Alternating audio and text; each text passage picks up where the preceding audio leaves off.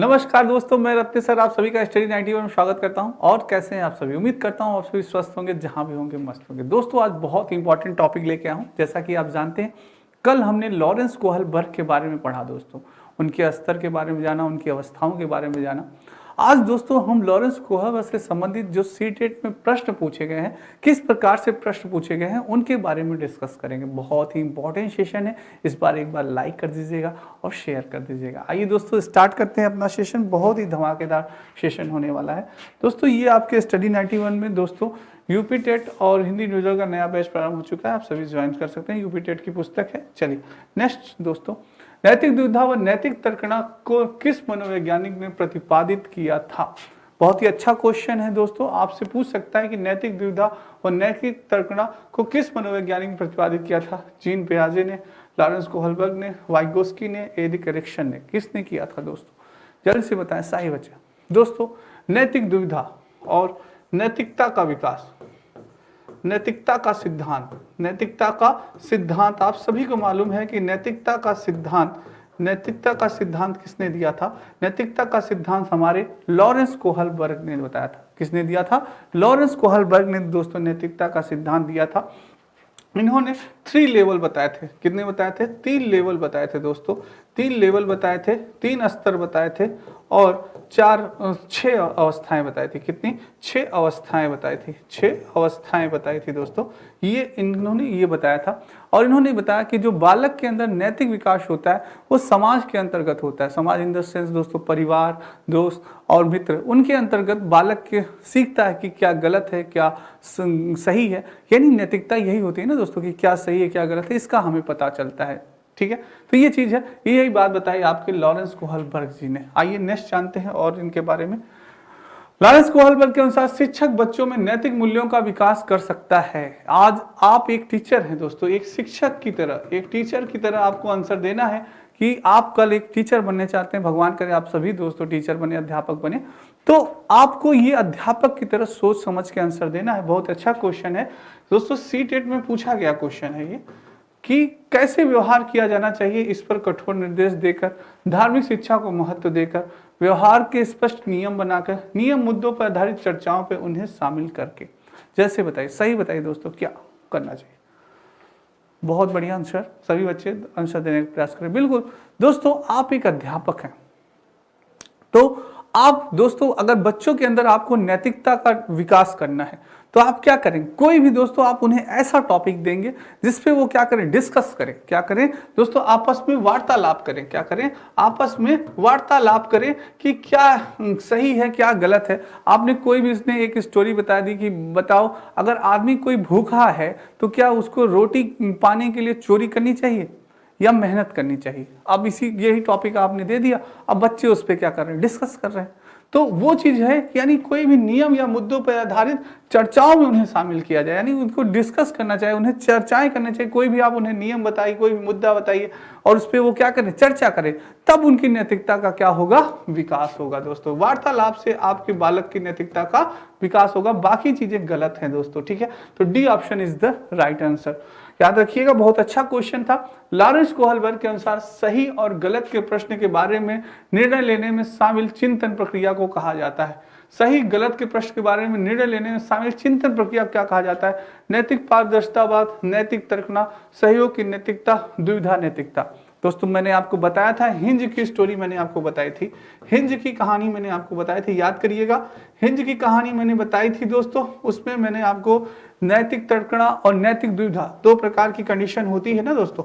नैतिक तर्कणा, नैतिक दुविधा और एक होते ही दोस्तों नैतिक तर्कणा। नैतिक तर्कणा मैंने 2 प्रकार की आपको बताई थी दोस्तों, ये स्टेज होती है। नैतिक दुविधा, नैतिक तर्कणा 2 प्रकार का दोस्तों। बालक क्या होता है इस स्टेज में? बालक जिस स्टेज में व्यक्ति दोस्तों वो क्या दुविधा में पड़ जाता है दोस्तों, सही गलत का निर्णय नहीं ले पाता। इसमें क्या है, जो व्यक्ति होता है सही गलत का निर्णय नहीं ले पाता। जैसे जो हिंज का व्यक्ति था दोस्तों, वो सही गलत में निर्णय नहीं ले पाता कि दवा की चोरी मैं करूं कि न करूं, तो वो सही गलत का निर्णय इसमें नहीं ले पा रहा है, यानी उसको दुविधा है, वो दोस्तों कंफ्यूज है। पर नैतिक तर्कणा में क्या होता है, नैतिक तर्कणा में दोस्तों वो एक निर्णय ले लेता है, क्या करता है, एक निर्णय ले लेता है, कहता है अब चाहे जो भी हो मैं एक निश्चय ले लेता हूं, चाहे गलत हो चाहे सही हो, वो एक निर्णय लेने में तैयार हो जाता है। तो वही बात है कि अनुसार सही और गलत के प्रश्न के बारे में निर्णय लेने में क्या होता है, निर्णय ले लेता है, क्या कहता है, निर्णय लेने में शामिल चिंतन प्रक्रिया को क्या कहा जाता है। यानी अब आप निर्णय ले रहे हैं, क्या कर रहे हैं, उस स्टेज में आपने एक निर्णय ले लिया और आप चिंतन कर रहे हैं, चिंतन करते हुए आपने निर्णय ले लिया। जैसे कि हिंज ने एक निर्णय ले लिया कि अब मैं चोरी करूंगा। क्या निर्णय लिया था उसने, कि उसने कहा कि मैं अब चोरी करूंगा और अपनी पत्नी की जान बचाऊंगा। तो वो निर्णय क्या था, नैतिक तर्कणा कहलाता है। वो क्या कहलाता है दोस्तों, नैतिक तर्कणा कहलाता है। अगर कंफ्यूज होता, निर्णय नहीं ले पाता सही गलत, तो वो क्या कहलाती, नैतिक दुविधा कहलाती दोस्तों। ठीक है, चलिए दोस्तों, लॉरेंस कोहलबर्ग के सिद्धांत की एक प्रमुख आलोचना क्या थी। इनके सिद्धांत की आलोचना भी हुई थी, आपको मालूम था, एक उन्होंने किया था, क्या था, कोहलबर्ग ने बिना किसी अनुभूति मुलाकात के सिद्धांत प्रस्तुत किया है। इन्होंने नैतिक विकास की स्पष्टताओं का उल्लेख नहीं किया। कोहलबर्ग ने प्रस्ताव दिया कि कोहलबर्ग ने क्या प्रस्ताव दिया कि नैतिक तार्किकता का विकासात्मक है।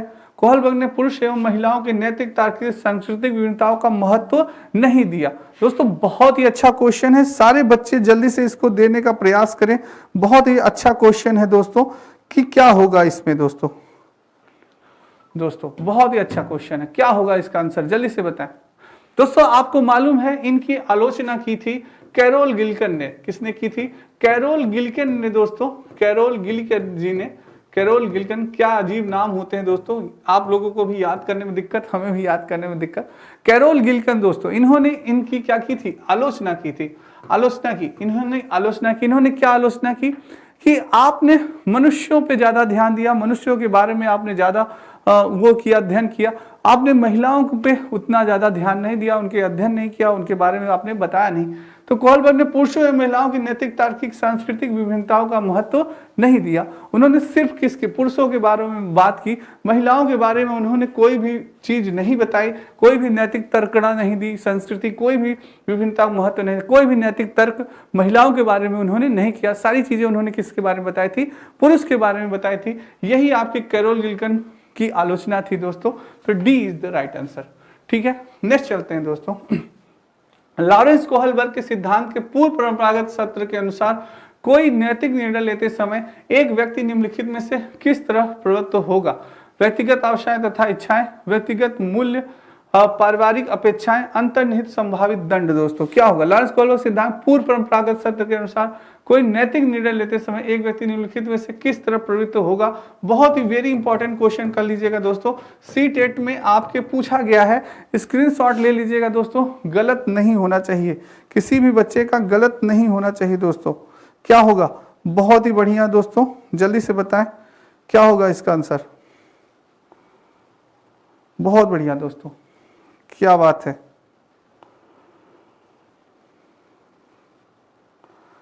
बहुत बढ़िया दोस्तों।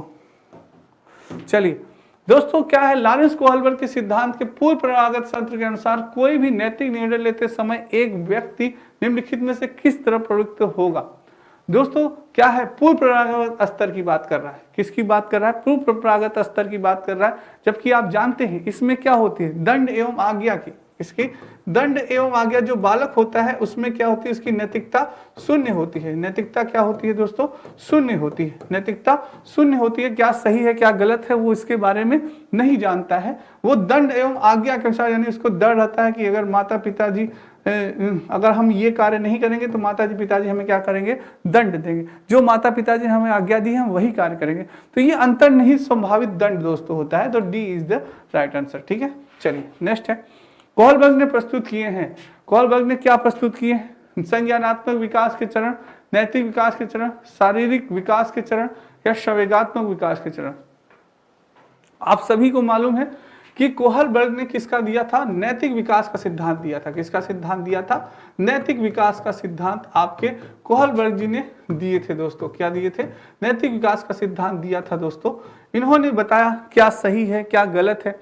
यही बालक सीखता है किससे, समाज से। किससे सीखता है बालक, समाज से सीखता है। समाज इन द सेंस परिवार, फैमिली, दोस्त, मित्र, आस पड़ोस, इन्हीं से बालक क्या करता है, सीखता है। यही आपके इन्होंने नैतिकता सिद्धांत बताया था, नैतिक विकास का सिद्धांत दिया था आपके लॉरेंस कोहलबर्ग ने, और उसको 3 स्तर और 6 अवस्थाएं बताई थी दोस्तों, आपको मालूम है। तो नैतिक विकास के चरण यानी कि B is the right answer. Next चलते हैं। लॉरेंस कोहलबर्ग के अनुसार किस अवस्था में नैतिकता वह कारकों द्वारा निर्धारित होती है? नैतिकता किस अवस्था में निर्धारित होती है? पूर्व परंपरागत अवस्था, पारंपरिक अवस्था, पश्चात पारंपरिक अवस्था या उपरोक्त में? बहुत ही इंपॉर्टेंट क्वेश्चन है, याद रखिएगा, वेरी इंपॉर्टेंट कर लीजिएगा। सी टेट में आया हुआ क्वेश्चन है, स्क्रीनशॉट जरूर ले लीजिएगा। कौन सा क्वेश्चन होगा, क्या आंसर होगा दोस्तों? बहुत बढ़िया, क्या आंसर होगा दोस्तों? बहुत बढ़िया, चलिए बहुत बढ़िया।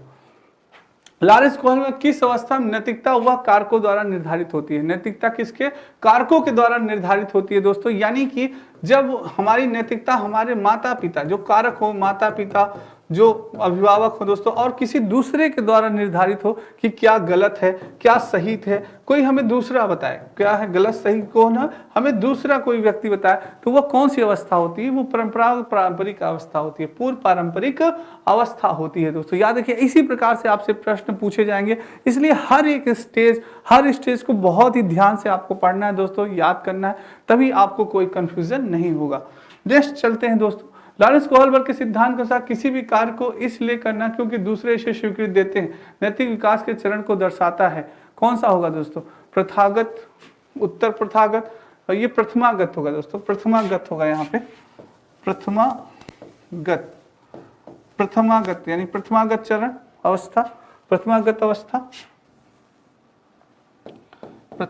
अवस्था और उत्तर प्रथागत, अमूर्त, संक्रियात्मक या प्रथापूर्ण।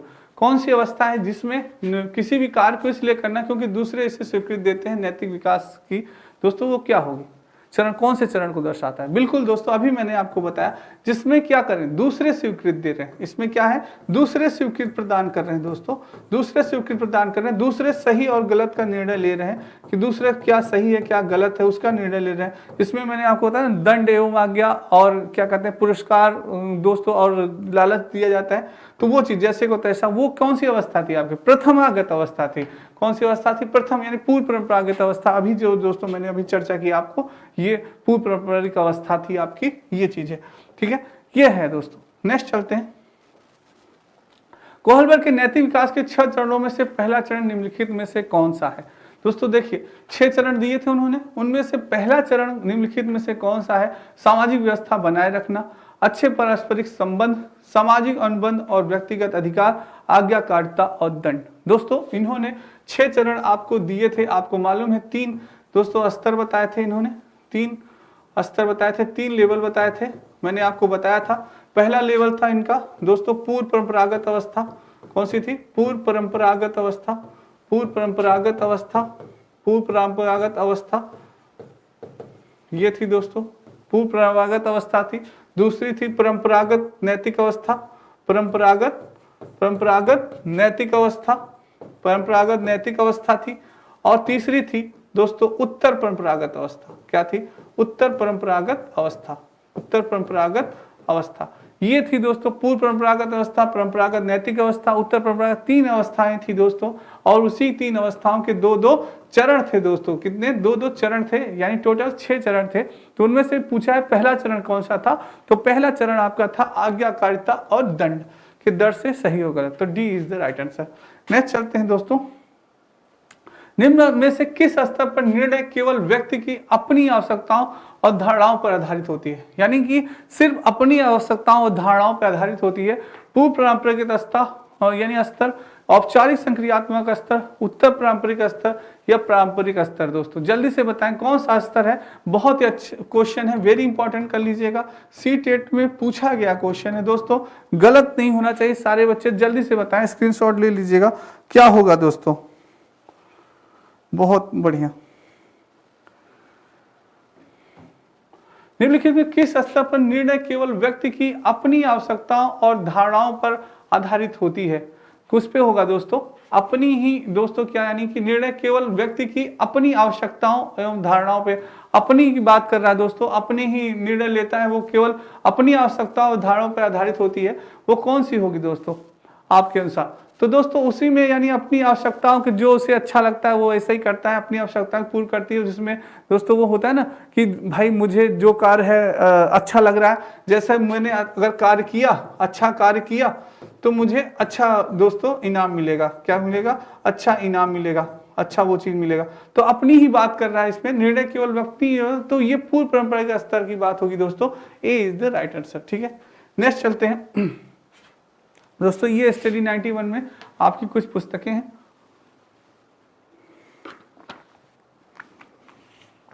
आप ले सकते हैं।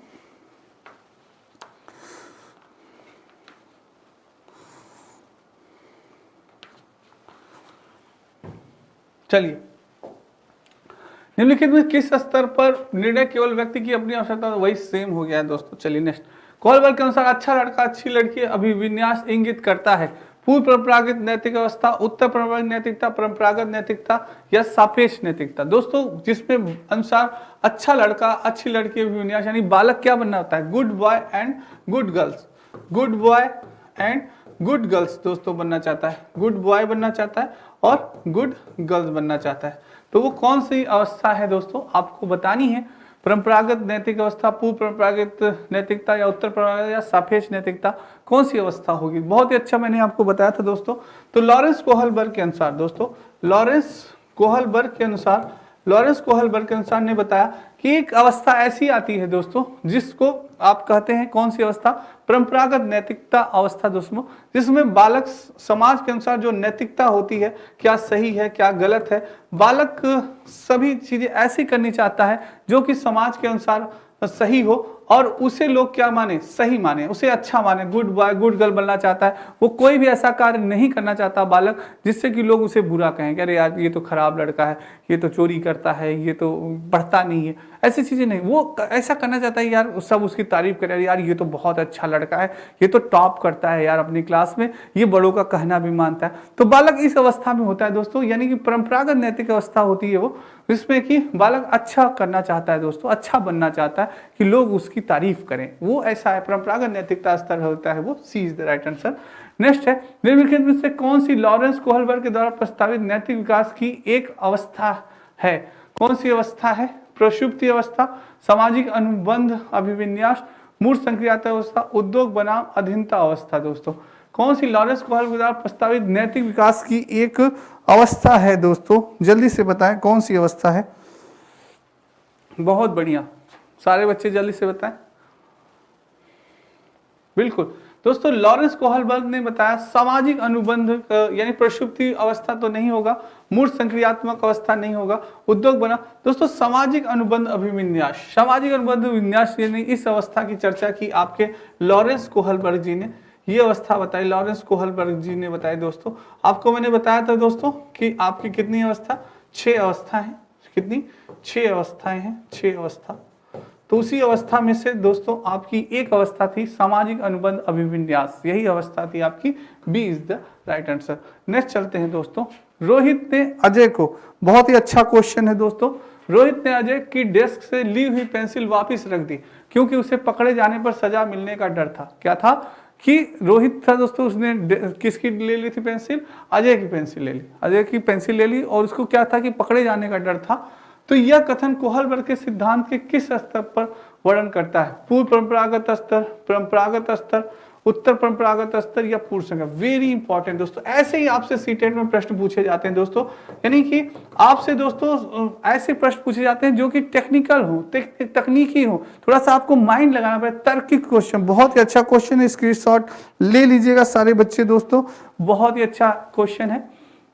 रोहित ने अजय की डेस्क से ली हुई पेंसिल वापस रख दी क्योंकि उसे पकड़े जाने पर सजा मिलने का डर था। यह कथन क्या दोस्तों? क्योंकि उसे किसका डर था? वो जानता था कि भाई हमें गलत चीज है, ये जो चीज हम कर रहे हैं मुझे क्या मिलेगा? दंड का डर था। उसको किसका डर था? दंड का डर था। यहाँ क्या है? डर की बात की गई। किसकी बात की गई? डर था। उसे क्या था? डर था दोस्तों कि अगर मैं गलत काम कर रहा हूं तो मुझे टीचर यानी शिक्षक क्या करेंगे, अगर पकड़ा गया तो शिक्षक मुझे क्या करेंगे, दंड देंगे। क्या देंगे, दंड देंगे। और उन्होंने ये आज्ञा दी है कि चोरी करना क्या है, गलत है। चोरी करना क्या है, गलत है, उन्होंने ये बताया है दोस्तों।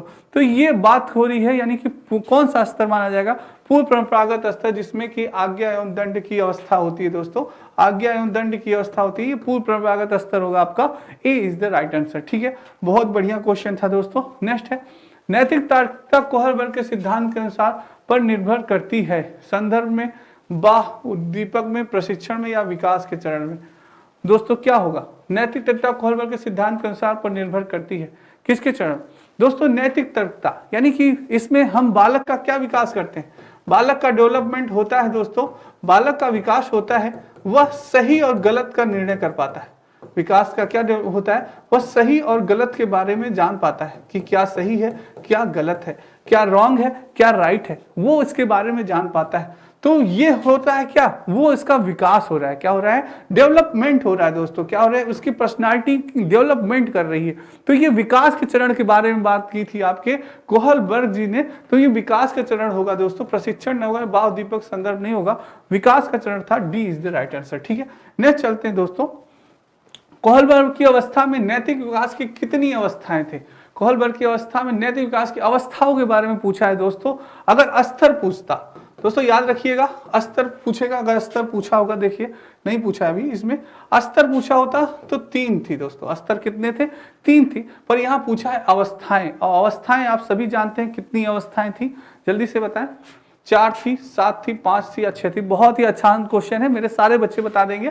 बिल्कुल दोस्तों, कितनी अवस्थाएं थी, 6 अवस्थाएं थी। कौन सी अवस्था थी, 6 अवस्थाएं थी दोस्तों। और 3 स्तर थे जो मैंने आपको बताया। पहला अवस्था थी आपकी पूर्व परंपरागत अवस्था। कौन सी थी, पूर्व परंपरागत अवस्था, पूर्व परंपरागत अवस्था, परंपरागत अवस्था दोस्तों, पूर्व परंपरागत अवस्था थी।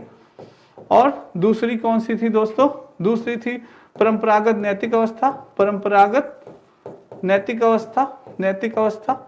और तीसरी थी आपकी दोस्तों उत्तर परंपरागत अवस्था। कौन सी थी, उत्तर परंपरागत। ये 3 अवस्था थी और प्रत्येक की 2-2 दोस्तों क्या थी, 2-2 आपकी ये दोस्तों स्तर थे, सॉरी ये 3 स्तर थे। और दोस्तों 6 अवस्थाएं थी, 6 स्टेज थे। क्या थे, 6 स्टेज थे दोस्तों, 6 स्टेज थे। ये 3 लेवल थे दोस्तों। क्या थे, 3 लेवल थे, याद रखिएगा ये चीज है दोस्तों। ठीक है, नेक्स्ट चलते हैं। कोहलबर्ग के सिद्धांत के योगदान के रूप में निम्नलिखित में से किसे माना जा सकता है, सिद्धांत के रूप में किसे माना जा सकता है। यह नाटक तारीख और कार्रवाई के बीच एक स्पष्ट संबंध स्थापित तो था। उनके सिद्धांत ने संज्ञानात्मक प्रवृत्ता और नैतिक परिपक्वता और नैतिक परिपक्वता के बीच एक सहयोग का समर्थन किया। इस सिद्धांत में विस्तृत परीक्षण प्रक्रियाएं हैं। उनका विश्वास है कि बच्चे नैतिक दार्शनिक हैं। क्या होगा दोस्तों, जल्दी से बताएं। बिल्कुल बिल्कुल सही बात आप कह रहे हैं। उनके सिद्धांत ने क्या किया दोस्तों, उनके सिद्धांत ने संज्ञान परिपक्वता और नैतिक परिपक्वता और नैतिक परिपक्वता के बीच में एक सहयोग का समर्थन किया दोस्तों। तो ये चीज उन्होंने बताई दोस्तों कि क्या सही है क्या गलत है, ये चीज उन्होंने बताई। उन्होंने एक तर्क प्रस्तुत किया। तो B is the right answer दोस्तों। क्या होगा, B is the right answer. Next चलते हैं। कोहलबर्ग के अनुसार किस अवस्था में नैतिकता बाह्य कारकों द्वारा निर्धारित होती है। बहुत अच्छा क्वेश्चन है, अभी तक वो हो रहा था, बाह्य कारकों द्वारा पूछा गया है। पूर्व परंपरागत अवस्था, पारंपरिक अवस्था, पाश्चात्य पारंपरिक अवस्था, उपरोक्त में से कोई नहीं। दोस्तों ये ऐसे ही आपकी अवस्थाओं से ही और आपके स्टेज से ही दोस्तों, लेवल से और स्टेज से ही दोस्तों आपसे क्वेश्चन बनेंगे। लॉरेंस कोहलबर्ग में ये बहुत आवश्यक है कि आपको उनकी अवस्थाओं और उनके स्टेज को बहुत ही अच्छे से याद रखना है, बहुत ही अच्छे से पढ़ना है दोस्तों, क्योंकि हमेशा प्रश्न उनकी स्टेज और अवस्थाओं से ही पूछे जाते हैं दोस्तों। ठीक है, तो बहुत ही ध्यान से उसको पढ़िएगा। ये दोस्तों बहुत ही अच्छा क्वेश्चन है, इसका स्क्रीनशॉट आप सभी ले लीजिएगा। बहुत अच्छा क्वेश्चन है दोस्तों। चलिए क्या होगा दोस्तों, बहुत ही बढ़िया। चलिए दोस्तों, बिल्कुल दोस्तों, कोहलबर्ग के अनुसार किस अवस्था में नैतिक बाह्य कारकों द्वारा निर्धारित, पाश्चात्य पारंपरिक अवस्था थी दोस्तों। क्या थी, पाश्चात्य बाह्य दोस्तों वो होता था। बाह्य यानी कि अवस्था, यानी दोस्तों जो बाहरी लोग थे वो बताते थे कि क्या सही है क्या गलत है। नैतिकता का निर्णय वो लेते थे कि क्या सही है क्या गलत है दोस्तों। ये पाश्चात्य पारंपरिक अवस्था थी आपकी। C is the right answer. Next थी दोस्तों, कोहलबर्ग का विकास सिद्धांत निम्न से किससे संबंधित है। नैतिक विकास से, संज्ञानात्मक विकास से, सामाजिक विकास से, भाषा विकास से। क्या सर कितना हलवा क्वेश्चन लाए, मेरे सारे बच्चे तुरंत आंसर दे देंगे, बहुत जल्दी से आंसर दीजिए दोस्तों। कोहलबर्ग का विकास सिद्धांत किससे संबंधित है? मोरालिटी से था। किससे था? मोरालिटी से। मोरालिटी यानी कि दोस्तों किससे था? नैतिकता से था। किससे था? नैतिकता से। नैतिकता इन द सेंस क्या गलत है, क्या सही है, इसके बारे में बालक जाने, यही था नैतिक विकास। ए इज द राइट आंसर। बहुत अच्छा क्वेश्चन था। नेक्स्ट है दोस्तों, निम्नलिखित में से कौन सा कोहलबर्ग के नैतिक विकास के चरणों का लक्षण है? लक्षण पूछा है। विभिन्न चरण एक गैर पदानुक्रमिक रूप में आगे की ओर बढ़ते हैं। चरणों को का परिवर्तनशील अनुक्रम है। दिव्य चरण अलग अलग प्रत्युचरण है, ना कि समान प्रतिमा। सभी संस्कृतियों से संबंध चरणों का सार्वभौम श्रृंखला। क्या होगा दोस्तों? जल्दी से आंसर दें। बहुत ही अच्छा क्वेश्चन है सारे बच्चे, बहुत बढ़िया। यानी बात हो रही है कोहलबर्ग के नैतिक विकास के चरणों की। किसकी बात हो रही है? चरणों की बात हो रही है कि उनके लक्षण क्या थे दोस्तों। क्या है कि उनके चरणों के लक्षण क्या थे? तो विभिन्न चरण एक गैर पदानुक्रमिक रूप में आगे की ओर बढ़े, नहीं दोस्तों। चरणों का परिवर्तनशील अनुक्रम हो, ये भी नहीं था। दिव्य चरण अलग अलग प्रवृत्तियों है, ना कि समान प्रतिमा, नहीं दोस्तों। उनका था कि सभी संस्कृतियों से संबंध चरणों का सार्वभौम श्रृंखला। दोस्तों जो हमारी संस्कृतियां हैं, जो हमारी नैतिकता है दोस्तों कि क्या सही है क्या गलत है, वो सारे से संबंध बताते थे कि भाई उनको कानून नियम भी अपनाना चाहिए, दंड और आज्ञा जो माता पिता कहें वो भी करना चाहिए। इन सारी चीज़ों की बात उन्होंने कही दोस्तों। क्या सही है क्या गलत है, हर बच्चे की मानसिकता को उन्होंने बताया, स्तर को बताया, अवस्था को बताया। तो वो चीज़ है। तो हर संस्कृतियों से संबंध चरणों की सार्वभौमिक श्रृंखला उन्होंने प्रदर्शित की दोस्तों। तो D is the right answer, बिल्कुल सही है। चलिए नेक्स्ट है दोस्तों, ये आपके दोस्तों स्टडी 91 में मॉडर्न हिस्ट्री और ई बुक्स नोट्स हैं जो आप ले सकते हैं दोस्तों। उम्मीद करता हूँ आज की क्लास आपको बहुत अच्छी लगी होगी। तो दोस्तों एक बार शेयर और लाइक जरूर करिएगा। कल फिर मिलेंगे दोस्तों इंपॉर्टेंट टॉपिक के साथ। तब तक दोस्तों राधे राधे, जय श्री कृष्ण और जय हिंद दोस्तों।